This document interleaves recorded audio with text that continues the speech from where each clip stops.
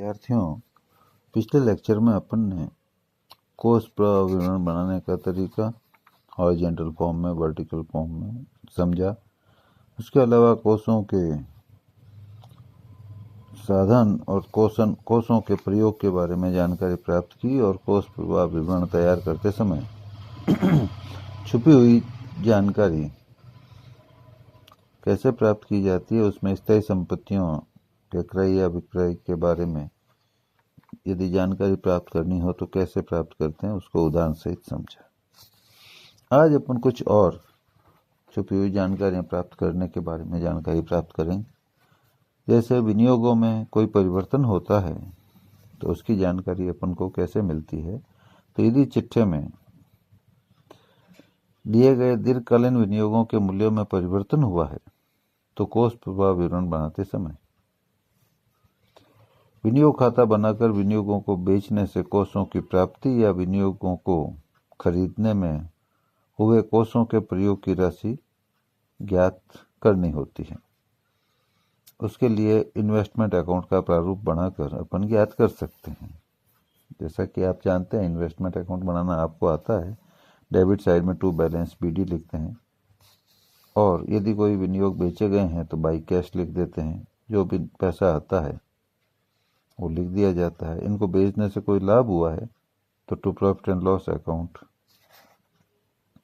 या capital reserve जैसी भी स्थिति लिख देते हैं। उसके बाद यदि कोई लॉस होता है तो ऐसी दशा में by profit and loss account आ जाता है। इसके अलावा क्रेडिट साइड में बाई बैलेंस CD लिख देते हैं और यदि दोनों की जोड़ मिल जाती है तब तो कोई क्रय विक्रय है ही नहीं। परंतु यदि जोड़ नहीं मिलती है, क्रेडिट साइड की जोड़ ज़्यादा है, डेबिट की कम है, तो ऐसी दशा में टू कैश लिखकर डिफरेंस निकाल लिया जाता है और वो परचेजेज हो जाती है। यदि परचेजेज आपको दी हुई है और डेबिट साइड की जोड़ और क्रेडिट साइड की जोड़ नहीं मिल रही है तो डिफरेंस सेल हो जाता है। तो ये आपको ध्यान रखना है। इसी तरह से एक सूचना आयकर के प्रावधान के बारे में भी निकालनी होती है प्रोविजन फॉर इनकम टैक्स के लिए। कोष प्रवाह विवरण बनाते समय इसका लेखांकन करने की दो विधियां होती है कि इसे चालू दायित्व मानकर लेखांकन किया जाए और दूसरा लाभों का नियोजन मानकर लेखांकन किया जाए। पहले लेते हैं इसे चालू दायित्व मानकर लेखांकन किया जाए तो इसका प्रभाव कैसे होता है। यदि इसे चालू दायित्व माना जाता है तो इसे कार्यशील पूंजी में होने वाले परिवर्तन के विवरण में चालू दायित्वों के साथ दिखाकर कार्यशील पूंजी में होने वाली शुद्ध वृद्धि या कमी ज्ञात कर ली जाएगी। इसी प्रकार संचालन से कोषों की राशि ज्ञात करते समय इसका कोई समायोजन लाभ हानि समायोजन खाते में नहीं किया जाएगा। यदि संचालन से कोष की गणना शुद्ध लाभ को आधार मानकर की जा रही हो तो आयकर का प्रावधान घटाने के बाद शुद्ध लाभ का प्रयोग किया जाएगा। ये तो हुआ, इसको चालू दायित्व मानते हैं तो इसका इम्पैक्ट क्या होता है। दूसरा है लाभों का नियोजन। जब अपन मानते हैं तो इसका लेखा कैसे होगा। तो इस दशा में, मतलब लाभों का नियोजन मानने की दशा में, आयकर प्रावधान को कार्यशील पूंजी में होने वाले परिवर्तन के विवरण में नहीं ले जाएंगे, नहीं दिखाएंगे। वर्ष में किए गए आयकर के प्रावधान की राशि को लाभ हानि समायोजन खाते के नाम पक्ष में दिखाया जाएगा। यदि संचालन से शुद्ध लाभ को आधार मानते हुए विवरण प्रारूप से यदि संचालन से शुद्ध कोष ज्ञात किए जा रहे हैं तो शुद्ध लाभ में आयकर का चालू वर्ष में किया गया प्रावधान जोड़ा जाएगा यदि शुद्ध लाभ कर के पश्चात का दिया हुआ है। इसके अतिरिक्त चालू वर्ष में भुगतान किए गए आयकर की राशि को कोष प्रवाह विवरण में कोषों के प्रयोगों के रूप में दिखाएंगे। अब आपको आता है कि भाई प्रोविजन फॉर इनकम टैक्स कैसे बनाते हैं, फिर भी मैं डिस्कस कर लेता हूं कि इसके खाते के प्रारूप में सबसे पहले क्रेडिट साइड में बाई बैलेंस BD लिखा जाता है उसके बाद बाई P&L आता है जिसमें करंट ईयर का प्रोविजन लिखा जाता है। डेबिट साइड में जितना इनकम टैक्स चुकाया जाता है उससे टू कैश लिख के लिखते हैं, और कोई एक्सेस प्रोविजन है तो वो P&L में ट्रांसफर होता है तो टू P&L कर दिया जाता है। लास्ट में टू बैलेंस CD, वर्ष के अंत का बैलेंस लिख दिया जाता है। यदि आपको इनकम टैक्स का भुगतान किया उसकी जानकारी नहीं है तो टू कैश ये खाता बनाकर याद कर ली जाती है। प्रश्न में आयकर के प्रावधान खाता और अग्रिम आयकर खाता दोनों के शेष दिए हों तो आयकर प्रावधान को चालू दायित्व मानने पर अग्रिम आयकर को चालू संपत्ति मानना पड़ेगा, ये ध्यान रखना है। यदि आयकर प्रावधान को लाभों का नियोजन मानते हैं तो चुकाया गया कर मतलब अग्रिम कर तथा पुराना बकाया कर दोनों ही कोषों का प्रयोग होगा। हमारी राय में इसे चालू दायित्व नहीं मानना चाहिए क्योंकि इसका निर्धारण लाभों पर निर्भर है। यदि लाभ नहीं होंगे तो आयकर प्रावधान बनाने की आवश्यकता ही नहीं होती है, और यदि लाभ हो तो आयकर का प्रावधान बनाया जाता है। कोष प्रभाव विवरण से कोषों के उपयोग की कुशलता के बारे में जानकारी प्राप्त की जाती है कि प्रबंधकों द्वारा कोषों का प्रबंधन कितनी कुशलता से किया गया है। इस उद्देश्य को ध्यान में रखते हुए देखा जाए तो आयकर प्रावधान को चालू दायित्व नहीं मानना ही ठीक रहेगा। इससे आयकर प्रावधान से पूर्व संचालन से कोषों की जानकारी प्राप्त हो सकेगी। परीक्षा में प्रश्न पत्र हल करने की दृष्टि से हमारी राय होगी कि विद्यार्थी द्वारा प्रश्न की मंशा इंटेंशन समझते हुए उसे हल किया जाए। यदि प्रश्न में उसे चालू दायित्व मानने या न मानने के बारे में कुछ भी नहीं लिखा है परंतु सूचनाओं में चुकाया गया आयकर दिया हुआ है तो प्रश्न का इरादा साफ है कि परीक्षक उस सूचना का उपयोग करवाना चाहता है। ऐसी दशा में आपको आयकर प्रावधान को चालू दायित्व नहीं मानते हुए ही उसे हल करना चाहिए।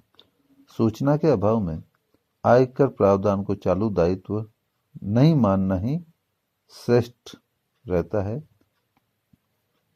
इसके बाद लेते हैं प्रपोज्ड डिविडेंड, प्रस्तावित लाभांश। प्रस्तावित लाभांश को कंपनी अधिनियम की अनुसूची 6 में चालू दायित्वों के अंतर्गत दर्शाया गया है। इस आधार पर विद्वानों में इसे चालू दायित्व एवं लाभों का नियोजन मानने के संबंध में अलग अलग विचार हैं। कंपनी अधिनियम के प्रावधान के अनुसार ही प्रस्तावित लाभांश कंपनी के लिए तब तक दायित्व नहीं बनता जब तक कि उसे वार्षिक साधारण सभा में अंशधारियों की स्वीकृति न मिल जाए। अंशधारी इस लाभांश की राशि को कम करने, रद्द करने तथा स्वीकार करने का अधिकार रखते हैं, परंतु इसमें वृद्धि करने का अधिकार उनको नहीं है। इसलिए जब तक किसी लाभ के हिस्से का दायित्व में परिवर्तन होना या न होना परिस्थितियों पर निर्भर हो, उसे दायित्व मानकर प्रश्न हल करना उचित नहीं है। यदि कोई लाभांश वार्षिक साधारण सभा में स्वीकृत हो गया और उसका कुछ भाग चुकाना बाकी है तो उसे दायित्व माना जाएगा। अतः प्रस्तावित लाभांश लाभों पर प्रभार न होकर लाभों का नियोजन ही है, अतः इसे चालू दायित्व मानना न्यायोचित नहीं है। यदि परीक्षा प्रश्न पत्रों में इसे चालू दायित्व मानकर प्रश्न हल करने का निर्देश हो तो छात्रों को निर्देश का पालन करना आवश्यक है। सूचना के अभाव में इसे लाभों का नियोजन मानकर ही प्रश्न हल करना चाहिए। विद्यार्थियों की सुविधा के लिए दोनों ही दशाओं में इसके साथ होने वाले व्यवहार को समझाया जाना उचित है। इसलिए सबसे पहले अपन प्रस्तावित लाभों को चालू दायित्व मानने पर कैसे ट्रीटमेंट होता है उसे डिस्कस करेंगे।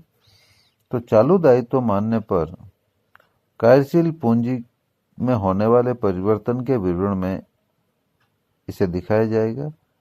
संचालन से कोष ज्ञात करते समय न तो शुद्ध लाभ में जोड़ा जाएगा और न ही लाभ हानि नियोजन खाते में दिखाया जाएगा। ये तो सीधी सी बात है। दूसरा है लाभों का नियोजन। लाभों का जब नियोजन इसे मानते हैं तो इसे कार्यशील पूंजी में होने वाले परिवर्तन के विवरण में नहीं दिखाएंगे। और चालू वर्ष का प्रस्तावित लाभांश लाभ हानि समायोजन खाते के नाम पक्ष में दिखाया जाएगा। और यदि चालू वर्ष का शुद्ध लाभ दिया हो तो उसमें कोई समायोजन करने की आवश्यकता नहीं है। पुराना प्रस्तावित लाभांश जो गत वर्ष में घोषित किया गया है कोष प्रवाह विवरण में कोषों के प्रयोग के रूप में दिखाया जाएगा और उसका कुछ भाग बकाया है तो उसे चालू दायित्व के रूप में दिखाया जाएगा। इसी तरह से एक होता है अंतरिम लाभांश, इंटरिम डिविडेंड। घोषित अंतरिम लाभांश को कोष प्रवाह विवरण में कोषों के प्रयोग के रूप में दिखाते हैं। संचालन से कोष ज्ञात करते समय इसे लाभ हानि समायोजन खाते के नाम पक्ष में दिखाया जाता है। यदि चालू वर्ष का शुद्ध लाभ दिया हो तो उसमें समायोजन करने की आवश्यकता नहीं होती है। बकाया अंतरिम लाभांश भी चालू दायित्व के रूप में दिखाया जाता है। कोषों का प्रयोग घोषित लाभांश होता है। बकाया लाभांश चुकाने पर चालू दायित्व कम हो जाते हैं परंतु वह कोषों का प्रयोग नहीं होता है। अब अपन एक फंड फ्लो स्टेटमेंट का क्वेश्चन हल करेंगे जिसके अंतर्गत अपन schedule change in working capital कैसे बनाते हैं और फंड फ्लो स्टेटमेंट कैसे बनाते हैं उसके बारे में जानकारी प्राप्त करेंगे।